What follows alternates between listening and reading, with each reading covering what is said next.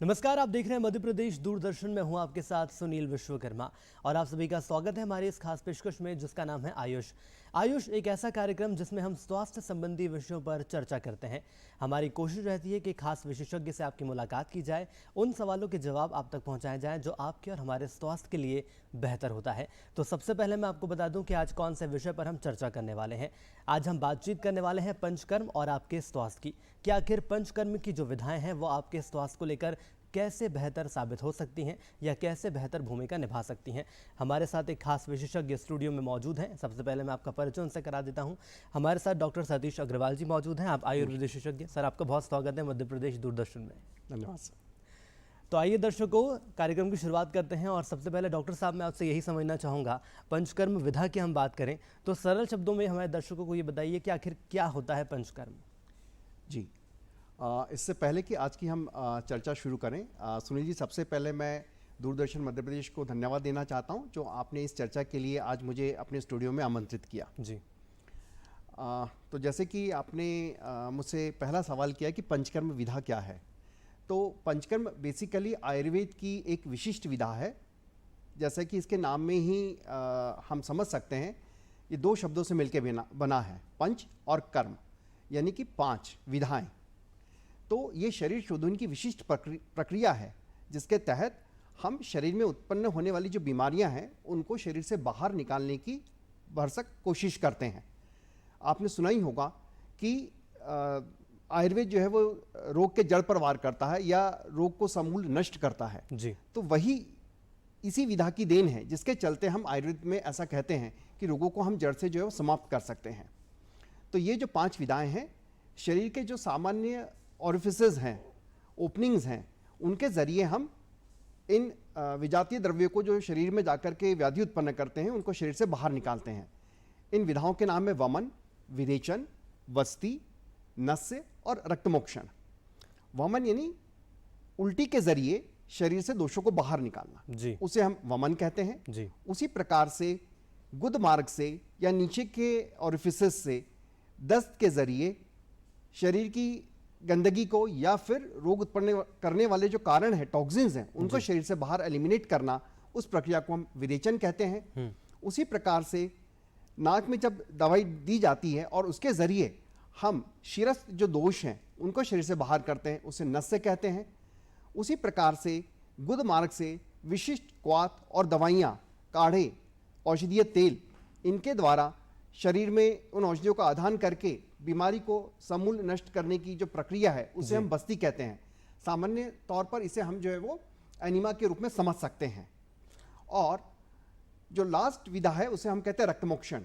मतलब शरीर से रक्त को मोक्ष कर देना, उसको शरीर से अलग कर देना। जो खराब खून है उसको शरीर से अलग करना, उसे ही हम ब्लड लेटिंग या रक्तमोक्षण कहते हैं, जिसके बहुत अलग अलग प्रकार हैं। जी।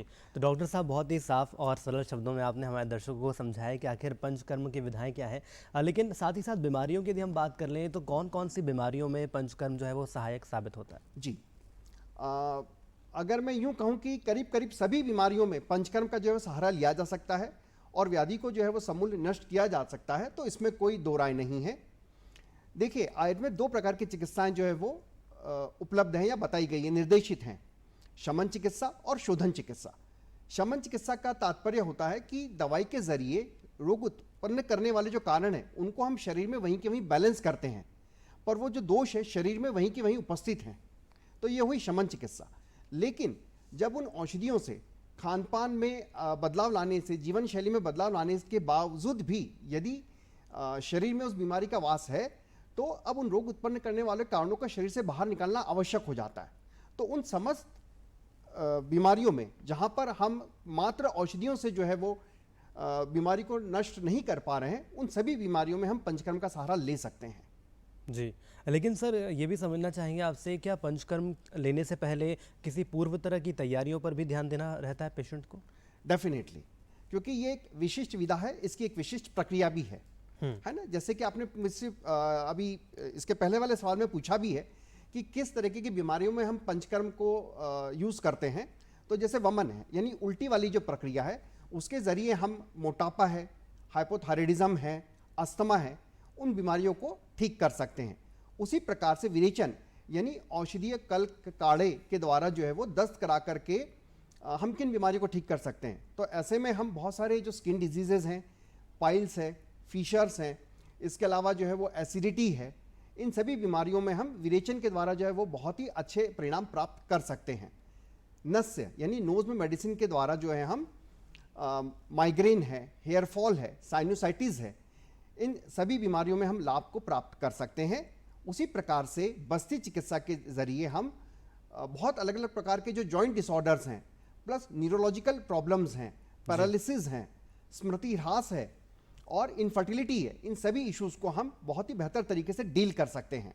और रक्तमोक्षण के जरिए हम अर्टिकेरिया, जिसको हम सामान्य भाषा में पित्ती उछलना कहते हैं, उसको भी जो है हम ठीक कर सकते हैं। और बहुत सारी स्किन डिजीज जैसे कि सोरायसिस, एक्जिमा, वहां पर भी जो है रक्तमोक्षण जो एक बहुत ही उम्दा प्रक्रिया जो है वो उसके जरिए हम बहुत ही अच्छे परिणाम प्राप्त कर सकते हैं। बिल्कुल सर, तो ये माना जा सकता है कि पंचकर्म जो है वो तमाम बीमारियों में सहायक साबित होता है, लेकिन इसके बावजूद भी आम जनता भी ये जानना चाह रही है और हम भी ये समझना चाहेंगे आपसे कि क्या पंचकर्म के क्या कोई दुष्प्रभाव भी देखने को मिलते हैं?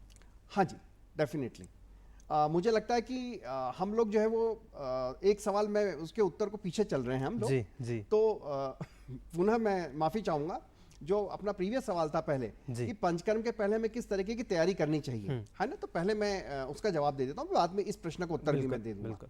तो देखिए, पंचकर्म बेसिकली शोधन की प्रक्रिया है ना। अब शोधन की प्रक्रिया नहीं क्या हुआ, आप हमारा शरीर एक घर समझिए, तो जिस प्रकार से हम हर दिन घर में जो है वो झाड़ू लगाते हैं, उसके बाद में भी हर दिन वापस से धूल घर में जो है जमा हो जाती है, लेकिन दिवाली के समय, है ना, वापस से हम जब सफाई करते हैं तो उसे हम सफाई का महाअभियान कह सकते हैं।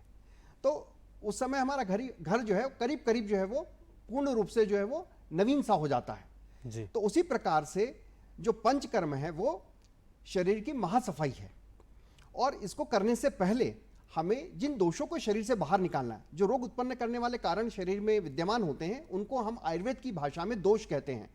वो जब तक सामान्य अवस्था में अपना कार्य करते हैं तब तक ये जो शरीर है वो स्वस्थ रहता है, और जहां मिथ्या आहार विहार से या दूसरे कारणों से यदि उनमें कोई विकृति आती है तो वही दोष जो है वो बीमारियों को जन्म देते हैं। तो उनको शरीर से बाहर निकालने के पहले हमें उन दोषों को जो है पकाना पड़ता है। ठीक उसी प्रकार से जैसे कि मान लीजिए यदि आज आपको आम का रस बनाना है तो आपको पहले कैरी को जो है वो पकाना पड़ेगा। कैरी जब पककर आम बनेगी तो ही उससे रस निकलेगा, कैरी का रस नहीं निकल सकता है। उसी प्रकार से उन दोषों को पकाने के लिए पहले कुछ विशिष्ट औषधियां दी जाती है जिससे कि वो दोष पके, और उसके बाद में विशिष्ट मात्रा में कुछ औषधीय तेल या घृत उनका सेवन जो है वो मरीज को कराया जाता है बढ़ते हुए क्रम में। कि आज मान लीजिए मैंने एक मरीज को बोला मॉर्निंग में कि भाई आज आप 5 चम्मच घी लीजिए, अगले दिन जो है वो 10 चम्मच, फिर 15 चम्मच, 20 चम्मच, ऐसे उत्तरोत्तर मात्रा में इंक्रीजिंग ऑर्डर में जो है वो घी जो है वो उसे पहले पिलाया जाता है। और कब तक पिलाया जाता है? जब तक कि उसके शरीर में उस घी से उसको जो है वो क्लांति ना हो जाए, उस घी से उसको जो है मतलब एक बेचैनी से ना हो जाए, प्लस उसके मोशंस में, उसके स्टूल्स में जब तक घी के दर्शन नहीं हो जाए। जिस दिन उसके मोशंस में जो है या स्टूल्स में उसको ऐसा लगता है कि चिकनाहट आ गई, मोशन का, स्टूल का कलर चेंज हो गया है, मोशन सॉफ्ट हो गया है, प्लस उसके स्किन में भी जो है वो जब चेंजेस आ जाते हैं, स्किन ऑयलिश दिखती है जी, तब तक उसे वो घी पिलाया जाता है। और इस प्रक्रिया को जो है स्नेहन कहते हैं। और जब ये टारगेट या ये प्रोटोकॉल जब अचीव हो जाता है, मरीज ने जब इस तरीके के लक्षण बता दिए कि सर आज मेरे स्टूल्स में इस तरीके के जो है चेंजेस मुझे देखने को मिले हैं, तो फिर उसका घृत बंद करवा दिया जाता है और पश्चात 2 से 3 दिन तक फिर उसे जो है वो होल बॉडी स्टीम दिया जाता है। अब ये करना इसलिए ज़रूरी है क्योंकि आप एक साधारण से एग्जांपल से मैं समझाता हूँ। ये मान लीजिए सामने कोई टेबल है, उस पर ग्लास है, तो जितना इजीली एक ग्लास पर मेरा हैंड स्लाइड हो सकता है उतना एक रफ सरफेस पे नहीं होगा। तो अगर हमें किसी भी चीज को शरीर से बाहर निकालना है तो हमारी कोशिश होती है कि शरीर के सारे चैनल्स पहले स्मूथ हो जाए ताकि निकलने वाली जो चीज है वो कहीं पर भी अवरुद्ध ना हो। तो इस प्रक्रिया को जो है हम स्नेहन कहते हैं, अभ्यंतर स्नेहपान। और जब ये टारगेट अचीव हो गया उसके पश्चात जो है फिर होल बॉडी स्टीम देते हैं। तो होल बॉडी स्टीम देने का उद्देश्य होता है कि वो जो टॉक्सिन्स अभी तक शरीर में एक्यूमुलेटेड थे जी, अब वो समय के साथ उस स्टीम के जरिए वो मेल्ट हो जाए।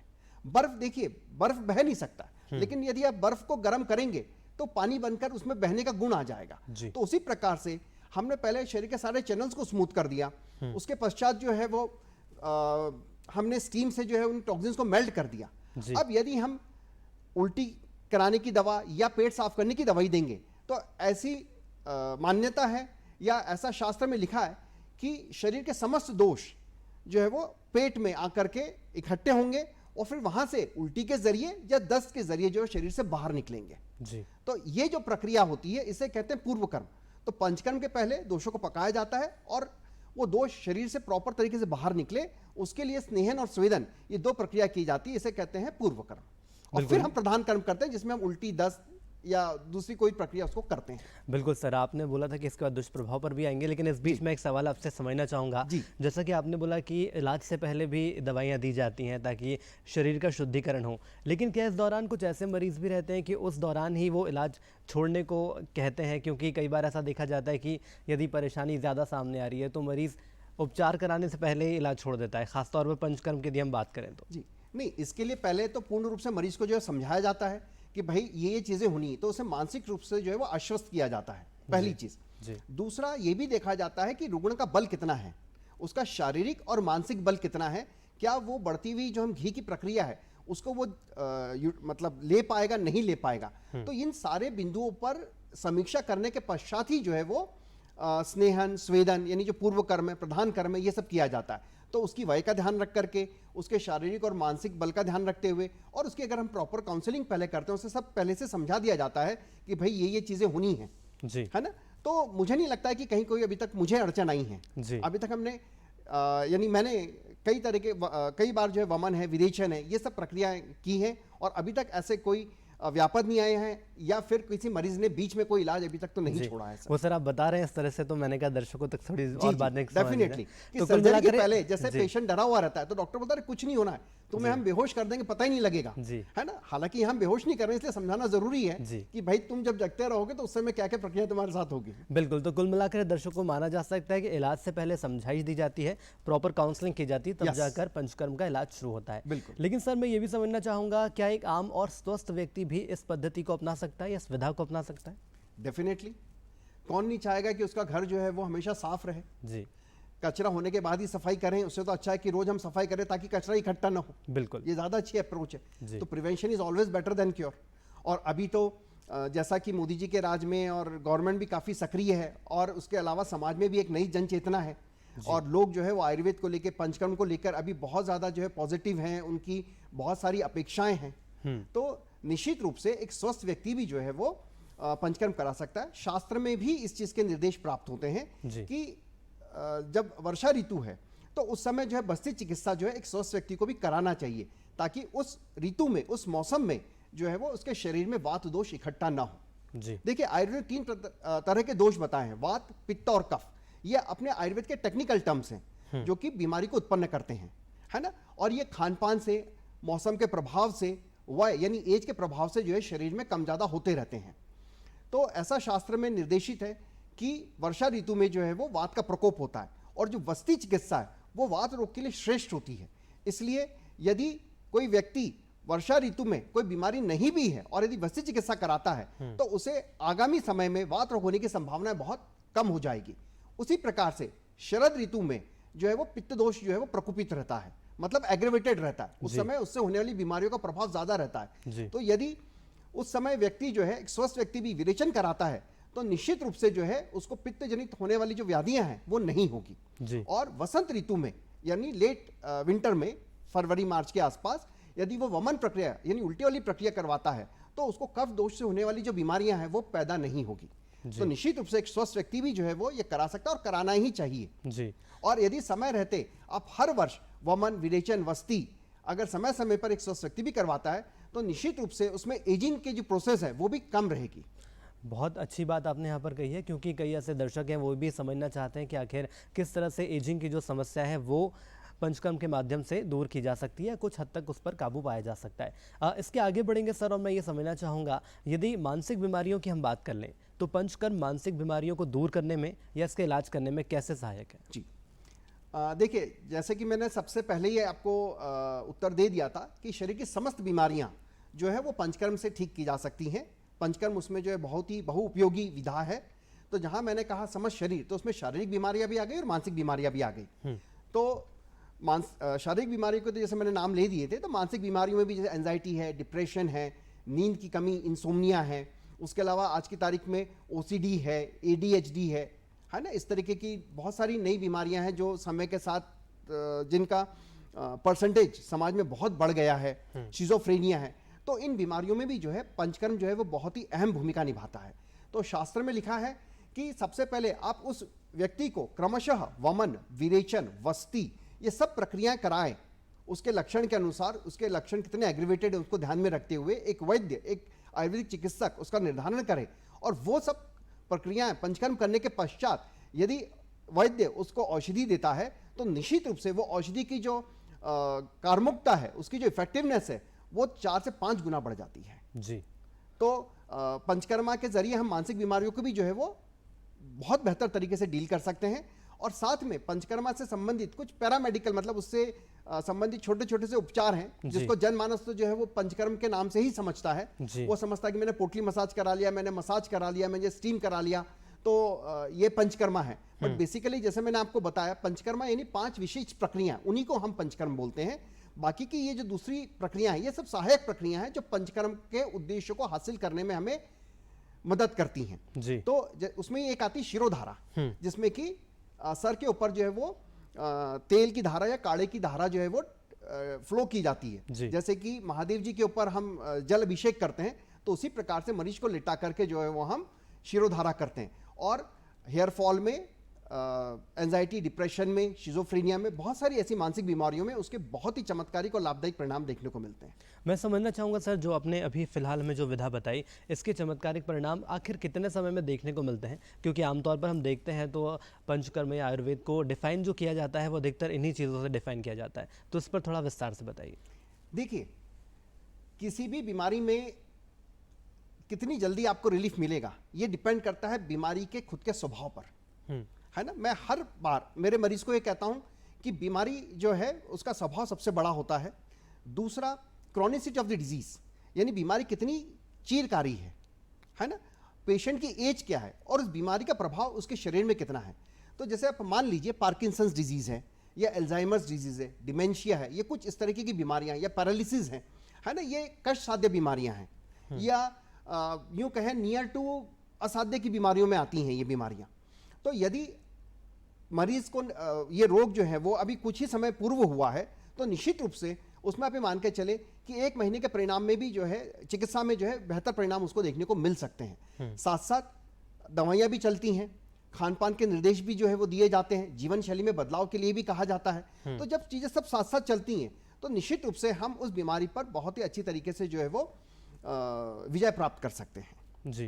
तो ऐसा कोई टाइम लिमिट किसी बीमारी के लिए नहीं होता है, क्योंकि मैंने कहा ना कि बीमारी आगे आगे चलती है और उसको पकड़ने के लिए जो है वो इलाज पीछे पीछे चलता है। तो कई बार मैं मेरे मरीजों को बोलता हूं कि ये चूहे और बिल्ली का खेल है, कभी चूहा आगे कभी बिल्ली आगे। तो कुछ इस प्रकार की जटिल जो बीमारियां हैं उनमें फिर भी अगर हम सब चीजों का एक साथ पालन करते हैं, खान पान का, औषधियों का, जीवन शैली का, तनावग्रस्त जो मरीज है उसके तनाव को कम करते हैं और साथ में पंचकर्मा भी सब चलाते हैं, तो निश्चित रूप से जो है बेहतर परिणाम प्राप्त होते हैं। बिल्कुल सर, बेहतर परिणाम प्राप्त होता है, लेकिन साथ ही साथ ये भी आपसे समझना चाहेंगे, कई बार ये भी देखा जाता है कि बीमारी आपकी ठीक हो जाती है, उसके बाद भी दवाइयाँ, दूसरे अगर हम इलाजों की बात करें या पद्धतियों की बात करें तो दवाइयाँ लगातार चलती रहती हैं। लेकिन क्या पंचकर्म में ऐसी कोई विधा है कि यदि आपकी बीमारी ठीक हो गई है तो उसके बाद दवाइयाँ भी बंद कर दी जाती हैं?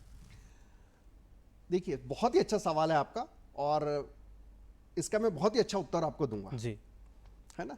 यदि आप घर में सफाई कर रहे हैं तो आप ये मान के चलते हैं कल फिर कचरा होगा, कल फिर झाड़ू लगानी पड़ेगी जी, है ना। ऐसा कभी होता नहीं है कि मैंने दिवाली की सफाई कर ली तो अब जिंदगी में मेरे घर में कचरा होगा ही नहीं जी। तो जिस तरीके का आप खाएंगे पिएंगे, जिस तरीके की आप जीवन शैली रखेंगे, जिस तरीके के प्रदूषण में आज हम लोग जी रहे हैं, जिस तरीके की हमारी आजकल मानसिक यूं कहना चाहिए एक ट्रॉमा, जिसे मैं कहूँगा मेंटल ट्रॉमा को लेकर के हम लोग जी रहे हैं, गलत तरीके के फूड कॉम्बिनेशन हम लोग खा रहे हैं। तो एक बार आपने शरीर की सफाई कर दी, एक बार आपने दवाइयों से उस बीमारी के प्रभाव को शरीर से खत्म कर दिया, लेकिन अगर उस तरीके की जीवन शैली, उस तरीके का खान पान, उस तरीके का मानसिक तनाव यदि आप लेके जिएंगे तो फिर से जो है वो कारण जो है बीमारी के पैदा होंगे जी, है ना। तो दवाइयाँ देने के पश्चात, पंचकर्म करने के पश्चात पेशेंट की हालत को देखते हुए, उसमें सुधार को देखते हुए निश्चित रूप से दवाइयों को कम कर दिया जाता है, लेकिन उसे हमेशा एक स्वस्थ जीवन शैली और क्या खाना है क्या नहीं खाना उसका तो उसे हमेशा ध्यान रखना पड़ेगा जी। और ऐसा नहीं कि एक बार पंचकर्म कर दिया तो जिंदगी में कराना ही नहीं है, हर साल कराना है आपको जी। हर साल आप जो है वो दिवाली पे कलर कराते हो, हर साल जो है वो दिवाली पे आप सफाई करते हो। जी। तो पंचकर्म जो है जैसे कि मैंने आपको बताया ये शरीर का सफाई का महाअभियान है जी। पर इसे हम इसलिए कर रहे हैं ताकि जो हम दवाई दें उसका असर बहुत जल्दी आ जाए। एक छोटे से उदाहरण से मैं समझाना चाहूंगा बिल्कुल। कि जैसे मान लीजिए एक आटा छानने की चलनी है ना, तो आप रोज उससे आटा छान रहे हैं, अरे यार चलनी तो बहुत बढ़िया है, बहुत जल्दी से आटा छन जाता है, लेकिन 15-20 दिन 50 हो गए, महीना भर हो गया, आप देखते हैं इससे आटा ठीक से नहीं छन रहा है। क्यों नहीं छन रहा है भाई?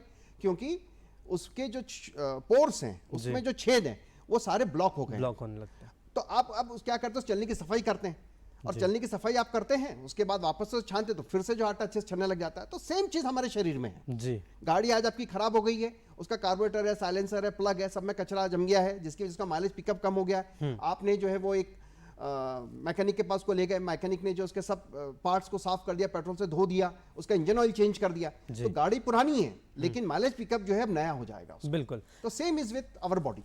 तो सर क्या ये माना जा सकता है पंचकर्म से अगर इलाज होता है तो बीमारियां जड़ से खत्म हो सकती हैं? डेफिनेटली, मैंने आपको बताया ना कि कोई भी बीमारी जो है काफी हद तक जो है पंचकर्म के जरिए उसको हम समूल नष्ट कर सकते हैं। लेकिन हाँ, जैसे कि सर्वोपरि बीमारी का स्वभाव होता है, आज भी ऐसी बहुत सारी बीमारियां हैं जिसमें मैं ये नहीं कहूंगा कि 100% चीजें पंचकर्म से या आयुर्वेद चिकित्सा से अच्छी हो जाएगी जी। कई जगह आके हम लोग भी जो है वो अटक जाते हैं। शास्त्र में कुछ व्याधियों को असाध्य ही बोला है। असाध्य मतलब कि जिनकी चिकित्सा जब तक आप करते रहेंगे उसके आपको थोड़े बहुत जो है वो एक सुखद परिणाम मिलते रहेंगे, पर उनकी दवाइयां जिंदगी भर चलेगी। आज जैसे मेडिकल साइंस में हम बात करते हैं, ब्लड प्रेशर है, डायबिटीज है, थायराइड है, अस्थमा है, कोलेस्ट्रॉल है, अगर एक बार आदमी को तबका लग गया कि आपको कोलेस्ट्रॉल है तो मोर और लेस जिंदगी भर दवाई खानी है। डायबिटीज है, अगर फूड से कंट्रोल नहीं हो पा रही है या वॉकिंग से एक्सरसाइज से कंट्रोल नहीं हो पा रही तो जिंदगी भर उसको दवाइयां खाना है। बिल्कुल। तो ये बीमारी का स्वभाव है। चलिए, बिल्कुल सर, एलोपैथी वाली बात नहीं है। जी बिल्कुल सर, समय जो है वो निर्देश दे रहा है और कार्यक्रम के अंतिम बेला है, तो आपसे संक्षेप में ये समझना चाहेंगे कि आयुर्वेद में आखिर विरुद्ध आहार क्या होता है और उसके अलावा जाते जाते आखिर क्या संदेश दर्शकों को देंगे आप? जी देखिए, सबसे पहले मैं विरुद्ध आहार की बात कर लूंगा। तो जैसा कि आपने मुझे निर्देश किया कि समय थोड़ा सा कम है, तो मैं बहुत ही संक्षिप्त में जो है अपनी बात को रखूंगा। आज के समय में हम जब भी भोजन की बात करते हैं तो हम उसमें कार्बोहाइड्रेट्स कितना है, फैट्स कितना है, प्रोटीन्स कितना है, विटामिन कितने हैं, मिनरल्स क्या है, इसकी बात करते हैं और उसी को ध्यान में रख के हम खाते हैं। लेकिन आयुर्वेद ने बहुत ही बड़ी चीज बोली है कि व्हाट यू ईट वो तो मैटर करता ही है कि आप क्या खाते हैं, लेकिन what combination of food you eat that also matters and plays a great role in your health and in your disease। यानी आप क्या दो चीजें मिलाकर साथ में खा रहे हैं वो भी आपके शरीर के स्वास्थ्य और बीमारी को तय करता है ना। जैसे शास्त्र में कहा है कि शहद और घी समान मात्रा में नहीं लेना चाहिए।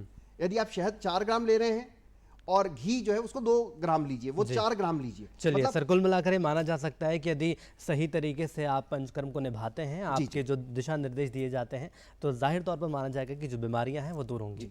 सर आपने तमाम जानकारी हमारे दर्शकों को साझा दी और वक्त साझा किया, इसके लिए आपको बहुत बस यही कहूंगा मैं जाते जाते, थैंक यू सो मच जी। और आप एक बार पुनः मैं दूरदर्शन मध्य प्रदेश का धन्यवाद देना चाहता हूँ कि इस चर्चा में आज आपने मुझे शामिल किया। और मेरे दर्शकों को मैं यही कहना चाहता हूँ कि आज के समय में हम हमारी फूड हैबिट्स को इंप्रूव करें, हम रेगुलर एक्सरसाइज करें और हम तनाव मुक्त रहने की कोशिश करें। चलिए, बिल्कुल तनाव मुक्त रहेंगे तो साफ तौर पर ये माना जा सकता है कि जो बीमारियां हैं वो दूर होंगी और आने वाले वक्त में आप अपनी जीवन शैली को और बेहतर बना पाएंगे। उम्मीद करते हैं दर्शकों आपको आज का हमारे कार्यक्रम पसंद आया होगा। दीजिए इजाजत, नमस्कार।